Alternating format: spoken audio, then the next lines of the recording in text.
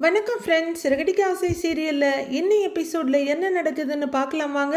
அண்ணாமலை பசங்களுக்கு வாழ்க்கை பாடம் நடத்தி இருக்க முத்துவும் ரவியும் ரொம்பவே யோசிக்க ஆரம்பிச்சிட்டாங்க. முத்துவும் மீனாவும் பேசி ஒரு ஃபைனலுக்கு வந்துட்டாங்க. ஆனா இப்பதான் ரவியும் ஸ்ருதியும் பேசிட்டு இருக்காங்க. கார் வீடு அப்படின்னு வாங்குறதா இல்ல குழந்தை குட்டிங்கன்னு செட்டில் ஆகுறதா, எதை செட்டில்னு எனக்கும் தெரியல. ஆனா இந்த கார் வீடு இந்த மாதிரி சொத்து சம்பாதிக்கிறதுக்கு டைம் இருக்கு. ஆனா குழந்தைக்கு அப்படி இல்ல இந்த ஏஜ்லயே அந்த டெசிஷன் எடுக்கணும்னு நினைக்கிறேன் அப்படின்னு ரவி சொல்ல, ஸ்ருதி அவரை சீரியஸா பார்த்துட்டு இவ்வளவு டீப்பா யோசிக்கிறேன்னு கேக்குறாங்க. பட் நீ என்ன டிசைட் பண்ணியிருக்க அப்படின்னு ரவி கேட்க, எனக்கு அந்த மாதிரிலாம் ஒன்றும் தோணலைங்கிறாங்க ஸ்ருதி. நான் முன்னாடியே சொன்ன டெசிஷன்ல எந்த சேஞ்சும் இல்லை அப்படின்னு ஸ்ருதி சொல்ல, ஏன் ஸ்ருதி இப்படி சொல்றேன்னு கேக்குறாரு ரவி. நமக்கு ஒரு குழந்தை வேணும்னு உனக்கு தோணவே தோணாதா அப்படின்னு ரவி கேட்க, தோணலையே அப்படிங்கிறாங்க ஸ்ருதி. ஸ்ருதி நல்லா யோசிச்சு பேசு அப்படின்னு ரவி சொல்லிட்டு இருக்கும் போதே நிறுத்துன்ற மாதிரி கையை காமிக்கிற ஸ்ருதி, எவ்வளவு யோசிச்சாலும் என்னோட ஸ்டாண்ட் இதுதான், குட் நைட்னு சொல்லிட்டு அவங்க நீட்டி படுத்துடுறாங்க. படுத்தவங்க ரவியையும் கொஞ்சம் திங்க் பண்ணி பார்த்துட்டு, அப்படி உனக்கு குழந்தை வேணும்னா அடாப்ட் பண்ணிக்கலாம், அதெல்லாம் எனக்கு ஓகே தான், அது மட்டும்தான் என்னால பண்ண முடியும், எனக்கு தூக்கம் வருது, நான் தூங்குறேன்னு ஸ்ருதி படுத்துடுறாங்க. ரவிக்கு என்ன சொல்றதுன்னே தெரியல. இப்படி முகத்துல அடிச்ச மாதிரி பதில் சொல்லிட்டா கொஞ்சம் கூட யோசிக்க மாட்டேங்கிறாள். என்ன பார்த்துக்கிட்டு இருக்கு. நீ என்ன மூட்ல இருக்கன்னு எனக்கு தெரியுது, நீ டிஸ்டன்ஸ்லயே இரு அப்படிங்கிற ஸ்ருதி வேற பக்கம் திரும்பி போர்வை இழுத்து போத்திட்டு தூங்கிடுறாங்க. ஆனா ரவிக்கு தான் தூக்கமே வரல. அப்படியே யோசனையா கொட்ட கொட்ட பெட்லயே உட்காந்து முழிச்சிட்டு இருக்காரு. அடுத்த நாள் பொழுதே விடிஞ்சிருது. மனோஜ் அவரோட ஷோரூம்ல உட்காந்து ஏதோ கவரை பிரிச்சிட்டு இருக்காரு. அப்போ கனகா கிடுகிடுன்னு உள்ளர வர்றாங்க. அந்த பக்கமா வேலையா வந்த மொட்டை பாசும் நம்ம ஜீவாவும் அவங்கள பாத்துடுறாங்க. கனகா வேகமா உள்ளர போய் ஃப்ரிட்ஜு கிட்ட போறத பாக்குற ஜீவா உடனே மனோஜ் கிட்ட ஓடி வந்து, பாஸ் பாஸ் உங்க ஒய்ஃப் வர்றாங்க பாஸ் அப்படின்னு சொல்ல, அவர் மைண்ட்ல இன்னும் ரோஹிணி தான் ஒய்ஃபா இருக்காங்க. கனகா ரெஜிஸ்டர் ஆகவே இல்லை. ரோஹிணியான்னு கேட்குறாரு. அதை கேட்குற மொட்டை பாஸ், யோ உன்னுடைய பழைய ஒய்ஃப் இல்லையா, புது ஒய்ஃப் கனகா அப்படின்னு சொல்ல, ஐயோ கனகாவா அப்படின்னு படார்னு எழுந்து போறாரு மனோஜ். வர்ற கனகா 1 2 3 அப்படின்னு வரிசையா ஃப்ரிட்ஜ் எண்ணிக்கிட்டு 3வது ஃப்ரிட்ஜை திறக்க போறாங்க. அவன் எதுக்கு இங்க வர்றான்றாரு மனோஜ். ஏன் ஹஸ்பண்ட பார்க்க ஒய்ஃப் வரக்கூடாதா அப்படின்னு மொட்டை பாஸ் கேட்க, சும்மா இருங்க ப்ரோ அப்படின்னு மனோஜ் டென்ஷனோட கனகாவை பார்த்துட்டு இருக்காரு. கனகாவும் இவரை பார்த்துடுறாங்க. இப்போ கனகாவுக்கு ஒரு எஸ்கார்டே போட்டாங்க போல இருக்கு. வர்ற கனகா வேகமா வந்து மனோஜோட கையை பிடிச்சிட்டு, ஹாய் ஹஸ்பண்ட் அப்படின்னு சொல்ல, மெதுவா பேசுங்கிறாரு அவரு. நான் ஏன் மெதுவா பேசணும்னு கனகா கேட்க, கஸ்டமர்லாம் இருக்காங்கல்ல அப்படின்னு சொல்ல, கனகா உடனே அந்த பக்கம் போய், கஸ்டமர்ஸ் எல்லாரும் வெளியில போங்க போங்க போங்க, நான் என் ஹஸ்பண்ட் கிட்ட பேசணுன்றாங்க கனகா. உடனே மனோஜ் பதறி அடிச்சு, ஏய் ஏய் ஏய் இங்கே வா இங்கே வா அப்படின்னு கையை பிடிச்சி கூட்டிட்டு வர்றவரு, சார் சார் நீங்க உங்க வேலையை பாருங்க அப்படின்னு கனகாவை இந்த பக்கம் தள்ளி கூட்டிட்டு வர்றாரு. கனகாவோட பாடி கார்டும் கொஞ்சம் பக்கமா வந்து நிக்கிறாரு. கொஞ்சம் தள்ளி கூட்டிட்டு வந்த மனோஜ் கனகா கிட்ட, எதுக்குமா வந்தன்னு கேட்க, உன்னை பார்க்கணும்னு தோணுச்சு, அம்மா கிட்ட ஹஸ்பண்டை பார்க்கணும்னு சொன்னேனா அவங்க போன்னு சொல்லிட்டாங்க, அதான் வந்தேன்றாங்க கனகா. மனோஜ் அப்படியே விக்கித்து போய் நிக்க, சார் மேடம் உங்களை பார்க்கணும்னு ஆசைப்பட்டாங்க சார், அதான் தேவிகா மேடம் கூட்டிட்டு போங்க சொன்னாங்க சார் அப்படின்னு அவரோட பாடி கார்டு சொல்றாரு. அதனாலதாங்க சார் நான் கூட்டிட்டு வந்தேன்னு அந்த பையன் சொல்ல, அப்படின்னு கனகா தலையாட்டிக்கிட்டு இருக்காங்க. நானே வர்றேன்னு சொன்னேன்ல, நீ இங்க வந்தன்னு கனகா கிட்ட கேட்டுக்கிட்டு இருக்காரு. இங்கே தானே ஃப்ரிட்ஜ் எல்லாம் இருக்கு, நீயும் இருக்கிற அப்புறம் அப்படின்னு கனகா இந்த பக்கம் திரும்ப மொட்டை பாசு தான் பார்க்குறாங்க. என்னம்மா ஜூஸ் தானே அப்படின்னு அவர் கேட்க, கனகா உடனே ஆமா ஆமான்னு தலையாட்டுறாங்க. வரும் வரும்னு அவர் சொல்ல, குட் அங்கிள் அப்படிங்கிற கனகா, நான் போய் ஃப்ரிட்ஜ் பார்க்குறேன் அப்படின்னு கிடுகிடுன்னு அங்கேருந்து போகிறாங்க. 3 பேரும் அப்படியே திகச்சு போய் நிற்கிறாங்க. என்னடா அவளா வந்தா அவளா பேசினா அவளா போறான்னு பார்த்துட்டு இருக்காங்க. மனோஜ் கொஞ்சம் டென்ஷனும் பயமுமா வந்து டேபிளை பிடிச்சிட்டு நிற்கிறாரு. கனகா ஃப்ரிட்ஜை திறந்து தலையை உள்ளர விட்டு பார்த்துக்கிட்டு இருக்க மிஸ்டர் சக்திவேல் அங்கே வர்றாரு. வர ஒரு நிமிஷம் கனகாவை நின்று பார்த்துட்டு ஐயோ அப்படின்னு அங்கேருந்து போறாரு. அவரை பார்த்ததுமே மொட்டை பாஸ் அவருக்கு விஷ் பண்ணுறாரு. பப்ரப்பா மனோஜ் உங்க ஒய்ஃப் வந்திருக்காங்க போலன்னு கேட்குறாரு அவரு. ஃப்ரிட்ஜை பார்க்க வந்திருக்காங்க சார் அப்படின்னு மனோஜ் சொல்ல, பணம் வந்துருச்சா அவங்க அம்மா கொடுத்துட்டாங்களான்னு கேட்குறாரு சக்திவேல். இன்னும் இல்லைங்க சார்னு மனோஜ் சொல்ல, சீக்கிரம் பணத்தை வாங்கிடுங்க, உங்க ஜாதகப்படி இந்நேரம் லக்ஷ்மி உங்க கைக்கு வந்திருக்கணும் அப்படின்றாரு சக்திவேல். ஆனா மனோஜ் இப்ப கொஞ்சம் மனசுட்டு போயிருக்காரு. அப்படிதான் நடக்கும்னு சொல்றீங்க, ஆனா பணம் வரமாட்டேங்குதே, என்ன பண்றது? இதுல எல்லா கிரகமும் நெருக்கமா இருக்குன்னு வேற சொன்னீங்க, ஒன்னையும் காணோம் அப்படின்னு ரொம்பவே ஃபீல் பண்றாரு மனோஜ். கவலைப்படாதீங்க பப்ரப்பா மனோஜ், பணம் அதிர்ஷ்ட லக்ஷ்மி உங்களை தேடி வரும் அப்படின்னு அவரு சொல்லி வாயை மூடுறதுக்குள்ள ரோஹிணி உள்ளர என்டர் ஆகுறாங்க. அதை பார்க்குற மொட்டை பாஸ், ப்ரோ உங்க ஒய்ஃப் வர்றாங்கன்றாரு. அதான் அப்பவே வந்து ஃப்ரிட்ஜுக்குள்ள உட்காந்துக்கிட்டு இருக்கேன்றாரு Manoj. Boss, wife number 1 Rohini வர்றாங்க அப்படின்னு ஜீவா சொல்ல, என்னது ரோஹிணியா அப்படின்னு பயந்தடிச்சு முன்னாடி ஓடி வந்து பார்க்குறாரு மனோஜ். அவரும் வந்து ரோஹிணியை பார்த்துட்டு கொஞ்சம் பயந்து போய், ஐயோ இவ எதுக்கு இப்போ இங்கே வர்றா அப்படின்னு அவரு பம்மி பதுங்கிக்கிட்டு இருக்க ரோஹிணி கரெக்டாக கனகாவை கிராஸ் பண்ணுறாங்க. கனகா தலையை உள்ளர விட்டுட்டு இருந்தவங்க வெளியெடுக்கிறாங்க. ரோஹிணியை பார்த்துடுறாங்க. ஹலோ மேக்கப் மேடம் அப்படின்னு கையை பிடிக்க ரோஹிணி கொஞ்சம் பயத்தோட ஹாய் கனகான்றாங்க. ஏன்னா வீட்டில் அவங்க ஃப்ரெண்ட்ஸ் இருந்தாங்க, அவங்க அம்மா இருந்தாங்க, ஸோ ஈஸியாக ஹேண்டில் பண்ணிட்டாங்க. இப்போ அவங்களுக்கு கொஞ்சம் பயம் வர்றது சகஜம் தானே. எனக்கு அன்னைக்கு மேக்கப் போட்டு விட்ட மாதிரி இப்பவும் போட்டு விட்டுறியா அப்படின்னு கனகா முகத்தை நிமித்தி காட்டிக்கிட்டு இருக்காங்க. எல்லாரும் ஆன்னு பார்த்துக்கிட்டு இருக்க மொட்டை பாஸ் மட்டும் சந்தோஷமா தலையாட்டிக்கிட்டு, ப்ரோ உன்னோட 2 ஒய்ஃபும் நல்லா சிங்க் ஆயிட்டாங்க போல அப்படின்னு சொல்ல, மறைவுல பம்மிக்கிட்டு இருந்த மனோஜும் வந்து எட்டி பார்க்குறாரு. அங்க கனகா ரோஹிணி கிட்ட, இந்த என் முகம் மேக்கப் போடுன்னு காட்டிக்கிட்டு இருக்காங்க, ரோஹிணி என்ன பண்ணலாம், எப்படி தப்பிச்சுக்கலாம் அப்படின்னு யோசிச்சுட்டு இருக்கும் போதே, போட்டு விடு எனக்கு போட்டு விடு அப்படின்னு ரோஹிணி கையை பிடிச்சி உழுக்குறாங்க. இல்லம்மா இன்னைக்கு எனக்கு வேற ஒரு ஃபங்க்ஷன் இருக்கு, நான் அங்க போகணும், உனக்கு நான் இன்னொரு நாள் வந்து போட்டு விடவா அப்படின்னு ரோஹிணி சொல்லிட்டு இருக்க. ஊஹுன்னு இருந்தவங்க ஒரு கட்டத்துல ஓகே அப்படின்னு ரோஹிணியோட கையை விடுறாங்க. ரோஹிணியும் அப்பாடா எந்த சேதாரமும் இல்லாம தப்பிச்சிட்டோம் அப்படின்னு சின்ன சிரிப்போட அங்கிருந்து நடந்து மனோஜ் கிட்ட வர்றாங்க. அதுவரையும் பார்த்துட்டு இருந்த மனோஜ் படார்னு கொஞ்சம் தள்ளி போய் நின்னுக்கிறாரு. ரோஹிணி மனோஜ்னு கூப்பிட்டுக்கிட்டே வர கனகா வேகமா அவங்கள தள்ளி விட்டுட்டு ஓடி வந்து மனோஜோட கையை பிடிச்சிக்கிறாங்க. எனக்கு ஐஸ்கிரீம் வேணும், வந்து வாங்கி கொடுன்னு அவரு கையை இழுக்கிறாங்க. இப்பவே வேணும், வாங்கி கொடு, வாங்கி கொடுன்னா வாங்கி கொடு அப்படின்னு மனோஜோட கையை பிடிச்சி இழுத்துட்டு இருக்க சக்திவேல் நைஸா அங்கிருந்து நகர்ந்துக்கிறாரு. மொட்டை பாஸ் உதவிக்கு வர்றாரு.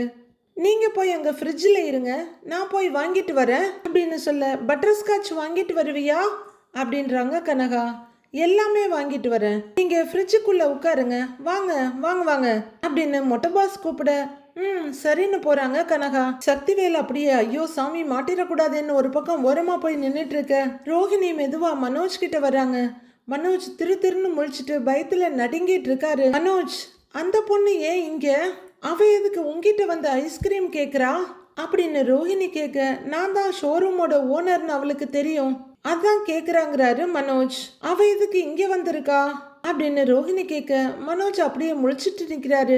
அது பொருள் வாங்க அப்படின்னு ஜீவா சொல்ல மனோஜ் ஆமான்னு லைட்டா தலையாட்டி வைக்கிறாரு. அந்த பொண்ணை பத்தி எனக்கு நல்லாவே தெரியும், அவ இப்படி பொருள் வாங்க வருவான்னு ரோஹிணி கேக்குறாங்க. ஐயோ பாயிண்டா கேக்குறாளே, எப்படி பதில் சொல்றதுன்னு முழிக்கிறாரு அவரு.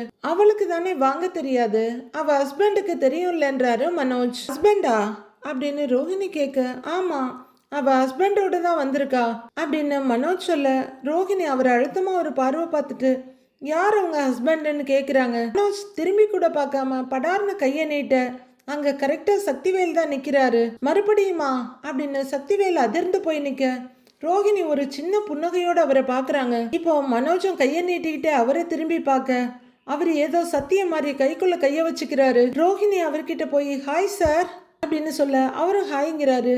நீங்க தான் அவங்க ஹஸ்பண்டா அப்படின்னு ரோஹிணி கேட்க, ஆமா நான் தாங்கிறாரு அவரு. உங்க மேரேஜுக்கு நான் தான் அவங்களுக்கு மேக்கப் போட்டேன், அப்ப அவங்க மேரேஜ் என்னால பார்க்க முடியாம போயிடுச்சு, கங்க்ராட்ஸ் சார் அப்படின்னு ரோஹிணி சொல்ல சக்திவேலம் வேற வழி இல்லாம ஒரு சின்ன புன்னகையோட கையை கூப்பி தேங்க்யூங்கிறாரு. அடுத்ததா ரோஹிணி மனோஜ்னு கூப்பிட அப்படிங்கிறாரு. ரோஹிணி கொஞ்சம் அந்த பக்கமா நடந்து போக இவர் சக்திவேலுக்கு ஒரு கும்பிட போட்டுட்டு ரோஹிணி பின்னாடியே ஓடுறாரு. கொஞ்சம் தள்ளி வந்து சொல்லு ரோஹிணின்னு சொல்ல, நான் கேட்ட பணத்தை கொடுத்தீங்கன்னா நமக்கு டிவோர்ஸ் ஆயிடும், அப்புறம் நான் இந்த ஊரை விட்டு போறதா முடிவு பண்ணிட்டேன் அப்படின்னு ரோஹிணி சொல்ல, ஏன் இங்கேயே இருக்கலாமேன்னு கொஞ்சம் தயக்கமோ தடுமாற்றமா கேட்குறாரு மனோஜ். ஏன் ஊரை விட்டு போறேன்னு மனோஜ் கேட்க, இல்லை மனோஜ், அது செட் ஆகாது. வேற ஊர்ல நான் வேலைக்கு கூட பேசிட்டேன். நீ சீக்கிரம் பணத்தை கொடுத்தீன்னா நல்லா இருக்குன்றாங்க ரோஹிணி. நான் ரெடி பண்ணிக்கிட்டு தான் இருக்கிறேன். 2 நாள்ல பணம் கைக்கு வந்துடும், கவலைப்படாத, சீக்கிரம் பணத்தை கொடுத்துட்றேன்றாரு மனோஜ். ரொம்ப தேங்க்ஸ் மனோஜ் அப்படின்னு ரோஹிணி சொல்ல, மனோஜ் ரொம்பவே அடிபட்ட பார்வை பார்க்குறாரு. அப்புறம் நான் உன்னை டிஸ்டர்ப் பண்ணுறேன்னு நினச்சிக்காத, எனக்கு நிஜமாவே அந்த பணம் தேவைப்படுது, அதுதான் அப்படின்னு ரோஹிணி சொல்ல, சே நான் அப்படிலாம் நினைக்கல. உன் சுச்சுவேஷன் எனக்கு புரியுது ரோஹிணி. நான் அந்த பணத்தை சீக்கிரமே கொடுத்துடுறேன். ஆனால் நீ ஊரை விட்டு போய் தான் ஆகணுமா ரோஹிணி? இனிமே நாம பார்த்துக்கவே முடியாதுல்ல அப்படின்னு மனோஜ் கேட்க, ரோஹிணியும் கொஞ்சம் கலக்கத்தோட, கண்களில் துளிர்க்கிற கண்ணீரோட, டிவோர்ஸ் ஆனதும் உனக்கும் எனக்கும் எதுவுமே இல்லைன்னு ஆயிடும், அதுக்கப்புறம் எப்படி பார்க்க முடியும்னு கேட்குறாங்க. நான் யாரோ, எனக்கு நீ யாரோ அப்படிங்கிற ரோஹிணி தன்னை கொஞ்சம் கண்ட்ரோல் பண்ணிக்கிட்டு, சரி மனோஜ், நான் இதை சொல்றதுக்கு தான் வந்தேன். எனக்கு டைம் அதிகமாக இல்லை, வேற ஊருக்கு போற ஏற்பாடெல்லாம் பண்ணணும். கொஞ்சம் சீக்கிரமா பணத்தை கொடுத்துடு, நானும் டைவர்ஸ் கொடுத்துடுறேன் அப்படின்னு ரோஹிணி சொல்ல, மனோஜ் எதுவுமே பேச முடியாம கண்கலங்க நின்றுட்டு இருக்காரு. நான் வரேன் அப்படின்னு ரோஹிணி மனோஜ் அழுத்தமா ஒரு பார்வை பார்த்துட்டு அங்கிருந்து கிளம்புறாங்க. போற ரோஹிணியவை ஏக்கத்தோட பார்த்துக்கிட்டு இருக்காரு மனோஜ். அவர் அப்படியே கால் போன போக்குல 2 எட்டு நடந்து நிற்க, அங்க கண்ணாடியில மனசாட்சி மாதிரி அவரோட பிம்பமும் வந்து நிற்குது. முத்துவும் மீனாவும் இங்கிலீஷ் கிளாஸ்க்கு வந்திருக்காங்க. முத்து ரொம்பவே ஃபார்மலாக ட்ரெஸ் பண்ணிட்டு வந்திருக்காரு. ஸ்வேதா அப்படின்னு கூப்பிட, வாங்கண்ணா. வாங்க மீனா, என்ன இவ்வளோ சீக்கிரமாக வந்துட்டீங்க அப்படின்னு ஸ்வேதா கேட்குறாங்க. லேட்டாக வந்தா உங்ககிட்ட ஸ்டூடெண்ட்டாக தான் பேச முடியும், கொஞ்சம் முன்னாடி வந்தா அண்ணனா பேசலாம்ல அப்படிங்கிறாரு முத்து. உங்ககிட்ட ஒரு விஷயத்தை பற்றி பேசலான்னு தான் வந்தோம் அப்படிங்கிறாங்க மீனா. என்ன விஷயம்னு கேட்குறாங்க ஸ்வேதா. அன்னைக்கு மிஸ்ரா சார் எல்லாரும் முன்னாடியே வச்சு லவ் சொன்னார்ல அப்படின்னு முத்து சொல்ல, கொஞ்சம் தயக்கமாக பார்க்குற ஸ்வேதா, அன்னைக்கு நானும் அதை எக்ஸ்பெக்ட் பண்ணலைன்றாங்க. மிஸ்ரா சார் எல்லாரும் முன்னாடியே வச்சு சொல்லி இருக்கக்கூடாது தான், ஏதோ ஹிந்தி பட ஹீரோ மாதிரி நினச்சி பண்ணிட்டாருமா. அவர் சொன்ன விதம் தப்பாக இருக்கலாம், ஆனால் அவர் உன்னை உண்மையாக லவ் பண்ணுறாரு அப்படின்னு முத்து சொல்ல, ஸ்வேதா ஒரு பெருமூச்சு எடுத்துட்டு எச்சில் முழுங்கிட்டு, உங்ககிட்ட ரெக்கமெண்டேஷனுக்கு வந்தாரான்னு கேட்குறாங்க. சச்ச, அவர்லாம் என்கிட்ட எதுவும் சொல்லலம்மா, நாங்களாக தான் பேசுகிறோங்கிறாரு முத்து. அவரு ஆள் நல்லவர் தானேம்மா, கள்ளங்கபடம் இல்லாத மனுஷன். உங்க வீட்லயும் உனக்கு மாப்பிள்ளை பார்த்துக்கிட்டு தானேம்மா இருக்காங்க அப்படின்னு முத்து சொல்ல, ஸ்வேதா எதுவும் சொல்லாம அமைதியா நிக்கிறாங்க. ஸ்வேதா, மிஸ்ரா சார் ரொம்ப நல்லவர், படிச்சிருக்காரு, நல்ல வேலையிலையும் இருக்காரு, உங்களுக்கு ஏத்த ஆள் தான் அவரு அப்படிங்கிறாங்க மீனா. இங்க பாரு, அங்க இங்கன்னு தேடுறதை விட்டுட்டு கண்ணு முன்னாடி இருக்கிற ஒரு நல்லவரை ஏன் மிஸ் பண்ணணும் சொல்லு அப்படின்னு முத்து கேட்க, ஸ்வேதா அமைதியா யோசிக்கிறாங்க. ஸ்வேதா, நீ என்ன அண்ணன்னு தான் கூப்பிடுற, நான் உன்னைய தங்கச்சியா தான் பாக்குறேன், அந்த ரைட்ஸ்ல தான் சொல்றேன், பிடிச்சா ட்ரை பண்ணி பாருங்கிறாரு முத்து.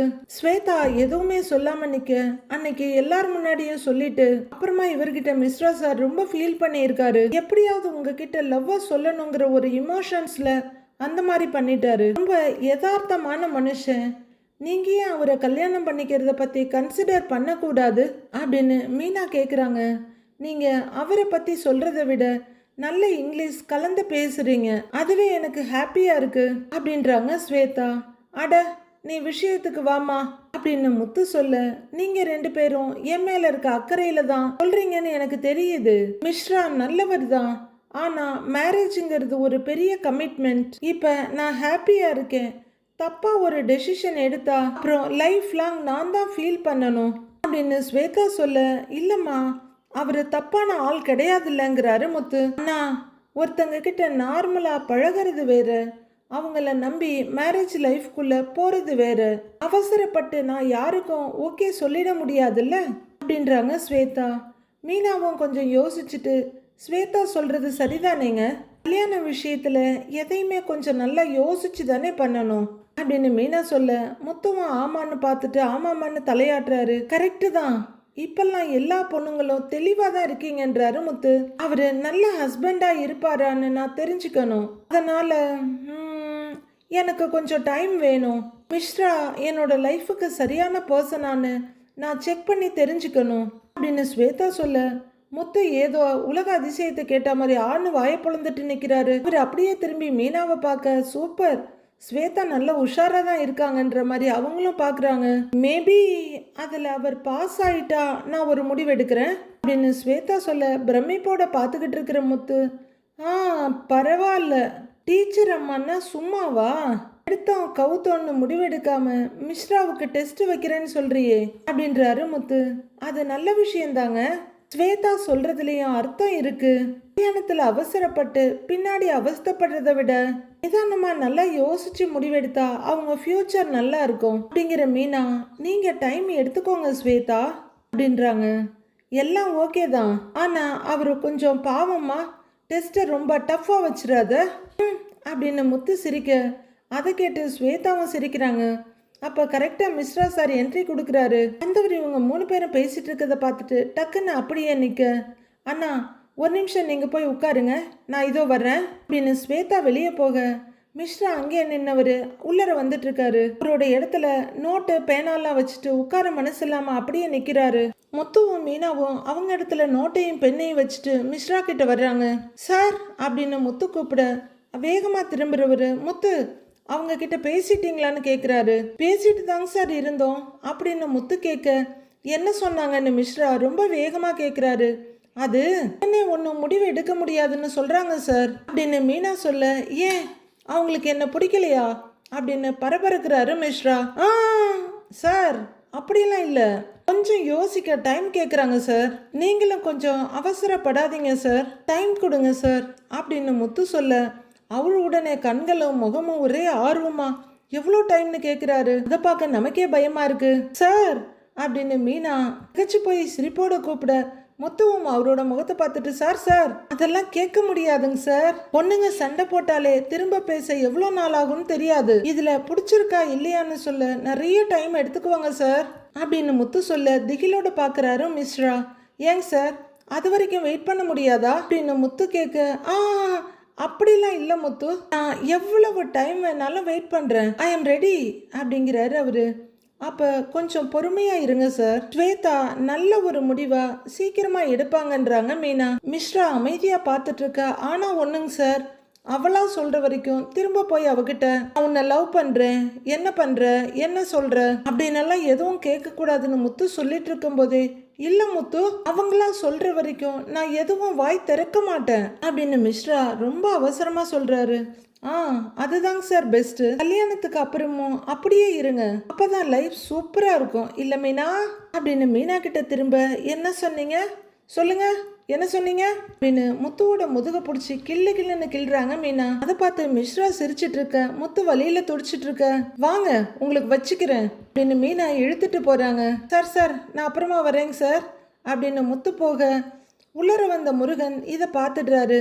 டேய் வாடா முருகா, எப்படிடா இருக்கேன் அப்படின்னு கையை விரிச்சுக்கிட்டு போய் அவர் முன்னாடி நிற்கிறாரு.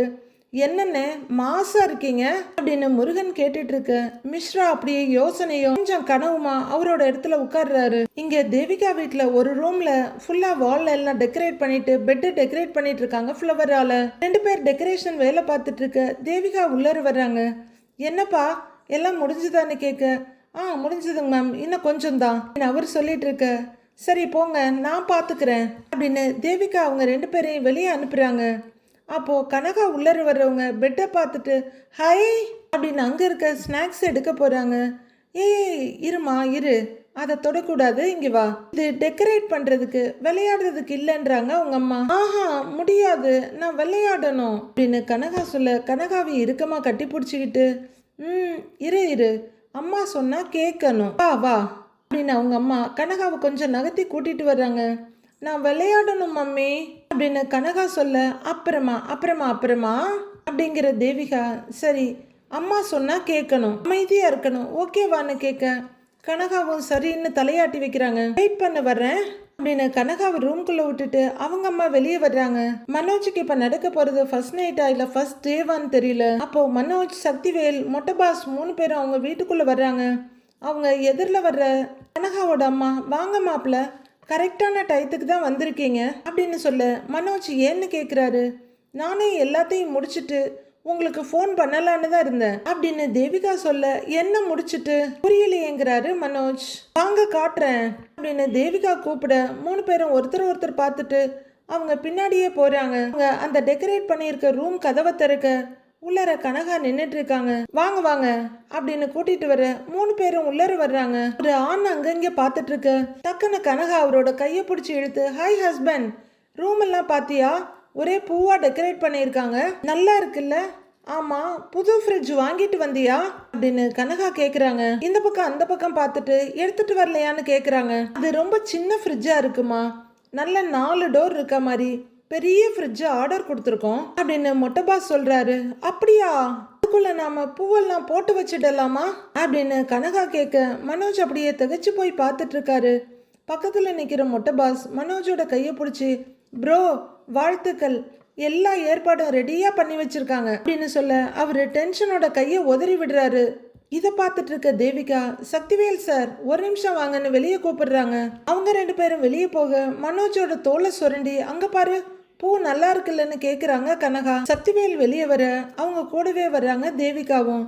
சொல்லுங்க, என்ன திடீர்னு இதெல்லாம்னு கேக்குறாரு அவரு. இன்னைக்கு நாள் ரொம்ப நல்லா இருக்கு, அதான் இன்னைக்கே சாந்தி முகூர்த்தம்லாம் பண்ணிடலான்னு ஏற்பாடெல்லாம் பண்ணிட்டேன். இன்னைக்கு விட்டுட்டா அப்புறம் 15 நாளைக்கு நல்ல நாளே இல்ல அப்படின்னு தேவிகா சொல்ல சக்திவேலுக்கே ஒரு மாதிரி சங்கடமா இருக்கு.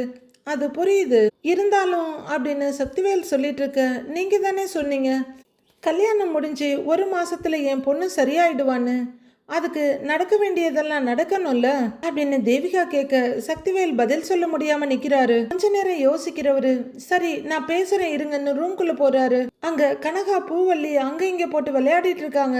மனோஜ் அப்படியே அதிர்ச்சியும் திகைப்புமா நிக்கிறாரு. சக்திவேல் உள்ளர வந்துகிட்டு இருக்க, ஹஸ்பண்ட் நீயும் போடுறியா, இந்தா அப்படின்னு ஒரு கை பூவல்லி மனோஜ் கையில குடுக்குறாங்க கனகா. அப்புறப்பா மனோஜ் அப்படின்னு கூப்பிட அவரு திரும்பி பாக்குறாரு. ஒரு நிமிஷம் வாங்கன்னு சக்திவேல் அவரை வெளியே கூட்டிட்டு போறாரு. கூடவே மொட்டை பாஸ் அங்க வந்துடுறாரு. தேவிகா அந்த ரூம்குள்ள போயிட்டு இருக்காங்க. சார் என்னங்க சார் இப்படி பண்ணிக்கிட்டு இருக்காங்க அப்படின்னு மனோஜ் கோவமா கேட்க, பப்பரப்பா மனோஜ், சாந்தி முகூர்த்தத்துக்கு எல்லாம் ஏற்பாடு பண்ணிட்டாங்க, உங்க வாழ்க்கையை தொடங்கிறதுக்கு இதுதான் நல்லதுன்னு தோணுது அப்படின்றாரு சக்திவேல். அதெல்லாம் முடியவே முடியாதுங்க சார், அதில் எனக்கு டிவோர்ஸ் ஆனதுக்கு அப்புறம் தான் எல்லாமே. இப்போ மட்டும் சாந்தி முகூர்த்தம் நடந்தது வெளியில தெரிஞ்சதுன்னு வைங்க, அப்புறம் எல்லாரும் ஜெயிலுக்கு போக வேண்டியது தாங்கிறாரு மனோஜ். உடனே மொட்டை பாஸ், யோ இது நல்ல கதையா இருக்கே, உனக்கு ஃபர்ஸ்ட் நைட் நடந்தா நாங்க எதுக்கியா ஜெயிலுக்கு போகணும் அப்படின்னு கோவமா கேக்குறாரு. சார் இதெல்லாம் சட்டப்படி தப்புங்க சார், டிவோர்ஸ் நடக்காம எதுவுமே நடக்காதுன்றாரு மனோஜ். அதுவும் இல்லாம அந்த பொண்ணு இப்படி இருக்கும்போது எப்படிங்க சார் அப்படின்றாரு மனோஜ். அவரு சொல்றது ரொம்ப ரொம்ப நியாயமான பேச்சு. நான் தான் சொல்றேன்ல, எல்லாம் நடந்ததுன்னா எல்லாம் சரியாயிடும், அந்த பொண்ணோட கட்டத்துல அப்படிதான் இருக்கு அப்படின்றாரு சக்திவேல். சார் அப்படி அந்த கட்டத்துல இன்னும் என்னென்னதாங்க சார் இருக்கு அப்படின்னு மொட்டபாஸ் சந்தோஷ் கேட்க சக்திவேல் அவரை முறைக்கிறாரு. சரி நான் அடங்கிக்கிறேன்ற மாதிரி முகத்தை திருப்பிக்கிறாரு. சார் முதல்ல நாம பேசின பணத்தை கொடுக்க சொல்லுங்க, அதுக்கப்புறம் அவங்க சொல்றத கேக்குறேன்னு மனோஜ் கட் அண்ட் ரைட்டா நின்னுடுறாரு. இல்ல பப்பரப்பா மனோஜ், இது நடந்ததுக்கு அப்புறம் கூட அப்படிங்கிறாரு அவரு. இல்லைங்க சார், நானே ஆன்டி கிட்ட பேசிக்கிறேன் அப்படின்னு மனோஜ் அந்த ரூமுக்கு வேகமா போறாரு. என்னங்க சார் இது அப்படின்னு மொட்டை பாஸ் கேட்க, பப்பரப்பா மனோஜ் அப்படின்னு கூப்பிட்டுக்கிட்டே நிக்கிறாரு சக்திவேல். வேகமா உள்ளர வந்த மனோஜ் தேவிகா கிட்ட, ஆன்டி நீங்க கல்யாணம் முடிஞ்ச அடுத்த நிமிஷமே பணம் கொடுக்குறேன்னு சொன்னீங்கல்ல அப்படின்னு கேட்டுட்டு இருக்க சக்திவேலும் மொட்டை பாஸும் கூட வந்து நிக்கிறாங்க. உங்க பேச்சு நம்பிதான் நானும் தாலிய கட்டுனேன் அப்படின்னு மனோஜ் சொல்ல, இல்ல மாப்பிள்ள அது வந்துன்னு தேவிகா இழுக்கிறாங்க. ஆன்டி நீங்க பணம் கொடுக்குறேன்னு சொன்னதுனாலதான் நான் அதை வச்சு சில கமிட்மெண்ட்ஸுங்களுக்கு ஒத்துக்கிட்டேன், அதனால தான் கேட்குறேன். இது எல்லாத்தையும் விட எனக்கு இன்னும் டிவோர்ஸ் ஆகலை, அதுக்கு பணம் தேவைப்படுது.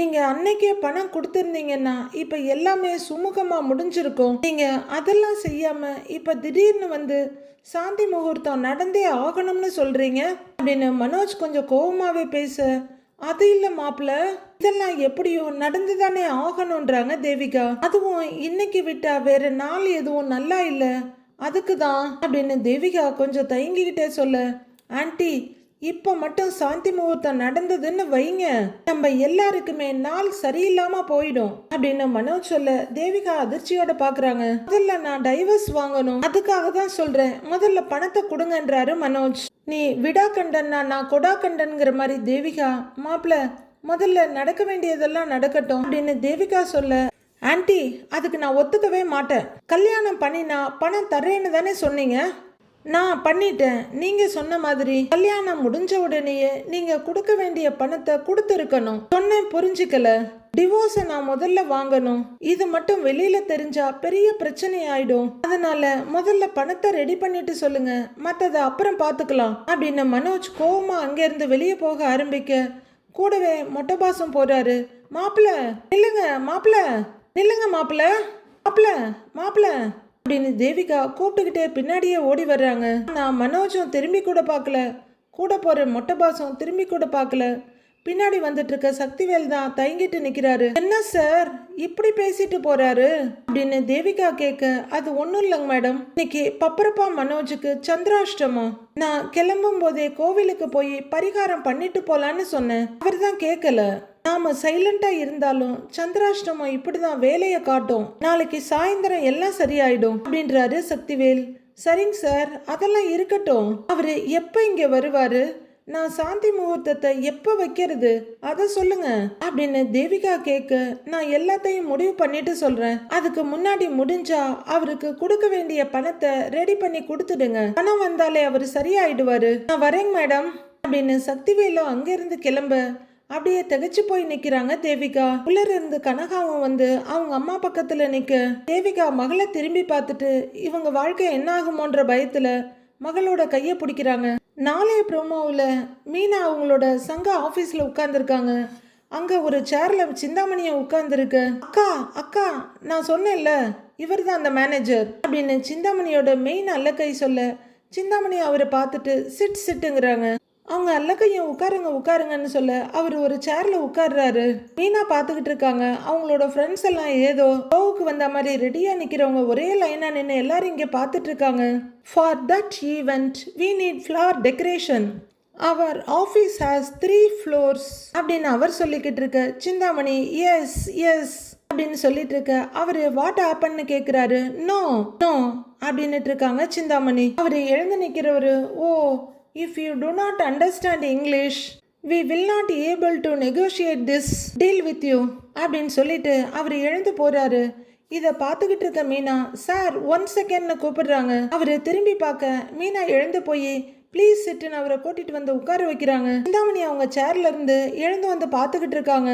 மீனா அப்படியே அவருக்கு தேவையான விஷயங்கள் எல்லாம் கடன்னு இங்கிலீஷ்ல விவரிச்சுக்கிட்டு இருக்க, அவரும் ஓகே ஆமான்னு தலையாட்டிட்டு இருக்க, சிந்தாமணியும் அவரோட அல்லக்கையும் அப்படியே பார்த்துட்டே நிற்கிறாங்க. அவர் எழுந்து நின்று I'll discuss with my team and let you know this is my card அப்படின்னு பாக்கெட்ல இருந்து ஒரு கார்டு எடுத்து மீனா கிட்ட நீட்டுறாரு. சிந்தாமணி வெறுப்பும் குரோதமா குறுகுறுன்னு எல்லாரையும் பார்த்துட்டு நிற்கிறாங்க. உடனே அமுதா அக்கா பாஞ்சு ஓடி வந்து, ஓ கலக்கிட்டியே மீனா அப்படின்னு ஹக் பண்ணிக்க, மற்றவங்களும் ஓடி வந்து பாராட்டிட்டு இருக்காங்க.